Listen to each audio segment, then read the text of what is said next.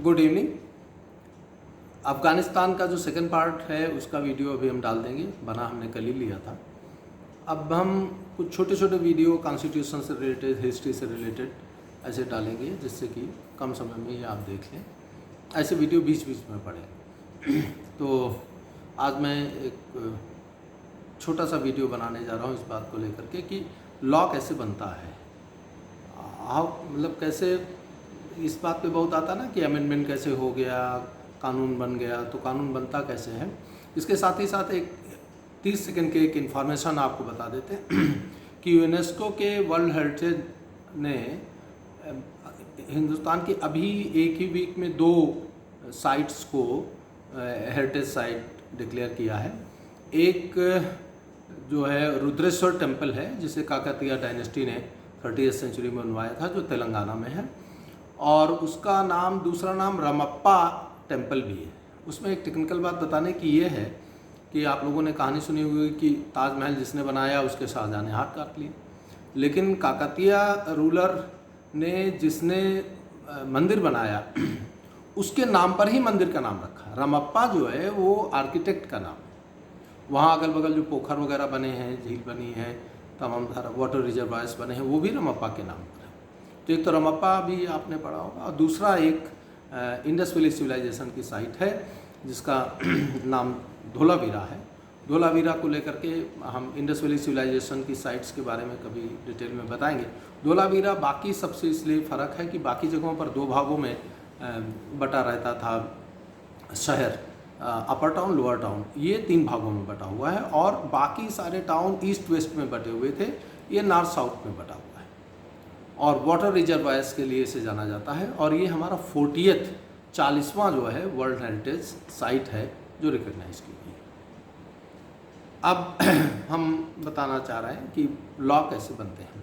देखिए, जो कुछ भी सदन में होता है कि 3 भागों में बटा हुआ है हमारा सिस्टम, एग्जेक्टिव, लेजिस्लेचर और जुडिशरी। लेजिस्लेचर लॉ बनाती है, एग्जेक्टिव इसे एग्जीक्यूट करता है, और दोनों के काम को जुडिशरी रिव्यू करती है।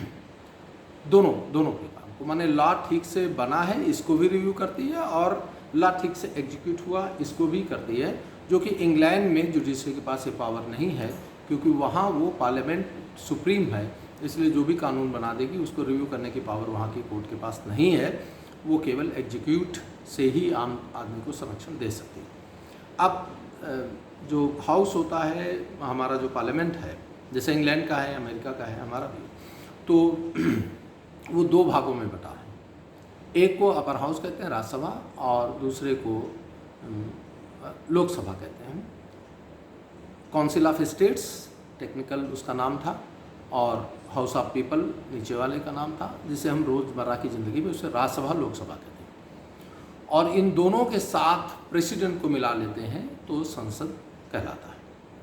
राज्यों में इसी तरीके से विधानसभा होती है, विधान परिषद होती है, और दोनों को के साथ गवर्नर को मिला करके उत्तर प्रदेश का विधानमंडल बन जाता। कई जगहों पर जो है वो अपर हाउस, विधान परिषद नहीं है।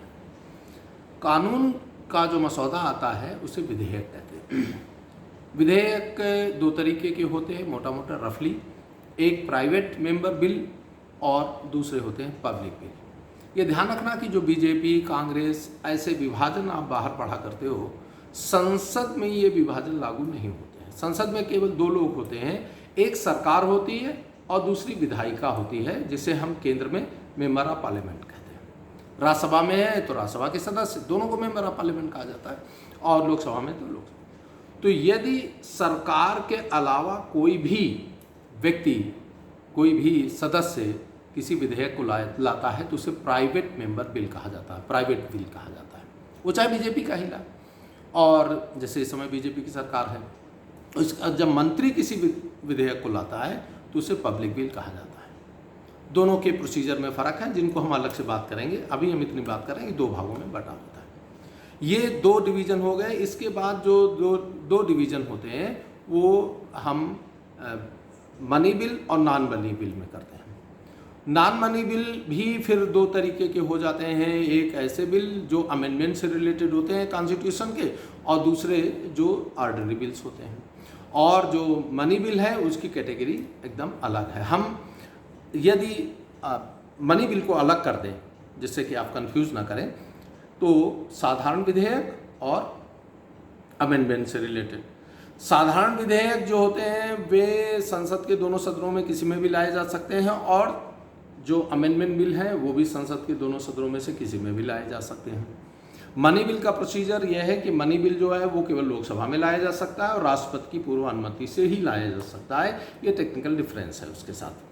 तो हम मनी बिल पर चर्चा ना करें, बाकी पर, जैसे मनी बिल से भी कानून बनता है, जो मनी बिल से कानून बनता है उससे पैसा निकालते हैं। तो साधारण विधेयक can be introduced in either house of the parliament, either in the Rajya Sabha और इन द लोकसभा। और जो अमेंडमेंट ऑफ द कॉन्स्टिट्यूशन है that can also be introduced in either house of the parliament, either in the Lok Sabha और in the Rajya Sabha. तो दोनों में कोई फर्क इंट्रोडक्शन को लेकर के नहीं है।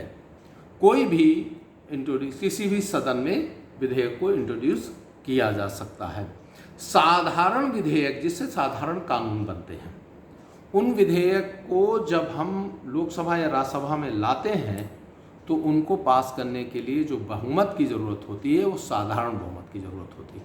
साधारण बहुमत किसे कहते हैं? सिंपल मेजॉरिटी अंग्रेजी में कहा जाता है, majority of present and voting. इसको एकदम आप लिख लीजिए। इसके अलावा कोई लैंग्वेज जो आप इस्तेमाल करेंगे तो कंफ्यूज कर रहा है। उपस्थित और मत देने वालों का बहुमत। मान लीजिए सदन में 543 का हाउस है हमारा लोकसभा, नॉमिनेटेड मिला लें तो 545 का है। मान लीजिए किसी समय 70 लोग ही या 100 लोग उपस्थित हैं और 100 लोगों में 30 के वोट डालने से पास हो गया। अब आप सोचोगे 30 से कैसे पास हो गया? तो उसमें हिस्सा ही मान लीजिए 40 लोगों ने लिया, 50 लोगों ने लिया, तो 50 में से 30 जो है उसका बहुमत है। बहुमत कहते किसे है? Half plus one. जब कभी भी बहुमत बोला जाए तो कॉन्स्टिट्यूशनल लैंग्वेज में आप याद रखिएगा हाफ प्लस वन को बहुमत कहते हैं। तो majority of present and voting, present कितने हैं इससे कोई मतलब नहीं, प्रेजेंट एंड वोटिंग है, प्रेजेंट हो और वोट करे उसका बहुमत, तो इससे साधारण बहुमत कहा जाता है। तो जब लोकसभा में मान लीजिए लाया गया तो लोकसभा में विधेयक को पास करने के लिए उपस्थित और मत देने वालों को बहुमत। इसीलिए सरकार के साधारण विधेयक या धन विधेयक भी साधारण बहुमत से पास होता हो, क्यों नहीं रुकते हैं? इसलिए कि सरकार का साधारण तो सिंपल मेजॉरिटी होती ही है, माने इफेक्टिव मेजॉरिटी जो हमारे सदन की कुल कहते हैं ना मैजिक फिगर 273। तो जब सब लोग उपस्थित हो जाए, सब लोग मत दे दें, तब भी सरकार का विधेयक पास हो जाएगा, क्योंकि साधारण उसका तो बहुमत है ही। बहुमत माने हाफ प्लस वन, तो सरकार बहुमत से बनती है। बहुमत माने सदन की कुल संख्या के। तो साधारण बहुमत में लोकसभा में आया तो राज्यसभा में आया तो, यदि लोकसभा से पास होकर के राज्यसभा में जाता है तो राज्यसभा उसे इसी तरह साधारण बहुमत से पास करेगी। यह साधारण बहुमत उसको पास करने में दिक्कत आती है या रोक लेती है, जिसको कहते हैं डिस्प्यूट हो गया।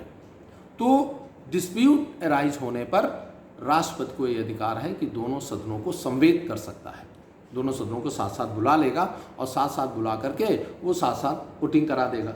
यदि उसमें साधारण बहुमत से पास हो जाता है तो विधेयक राष्ट्रपति के पास भेज दिया जाता है और राष्ट्रपति जब उस पर दस्तखत करता है तो विधेयक कानून की शक्ल ले लेता है। ये किसी भी साधारण कानून बनने की प्रक्रिया है। लोकसभा के साधारण बहुमत से ये लोकसभा में इंट्रोड्यूस हुआ, तो राज्यसभा में इंट्रोड्यूस हुआ तो राज्यसभा के साधारण बहुमत से, दोनों सदनों में वो साधारण बहुमत से it is passed by simple majority in either house of the parliament, the house it is introduced and it has to be passed by both the houses of the parliament. If there is a dispute, to settle the dispute, president may call the joint sitting of the parliament. That joint sitting of the parliament is presided by the speaker of the Lok Sabha. और राष्ट्रपति जब उस पर दस्तखत कर देता है तो कानून बन जाता है। अभी हमने कानून बनने की प्रक्रिया बताई, फिर बताऊंगा कि अमेंडमेंट कैसे होता है, फिर अलग से छोटे से वीडियो में बताऊंगा कि डिस्प्यूट होने पर क्या होता है, कैसे डिस्प्यूट अराइज करता है, राष्ट्रपति के पास जब जाता है तो राष्ट्रपति उस विधेयक को के साथ क्या कर सकता है, उसके वीटो पावर क्या है, उन सब पर छोटे छोटे ही वीडियो बनाएंगे। मैंने आपको बताया कि कानून बनता कैसे है। To make a law the bill can be introduced in either house of the parliament and it is passed by simple majority. If both the houses passes the bill by simple majority, either separately or jointly, then the bill is presented to the president, and after receiving the assent of the president, the bill becomes law. Thank you.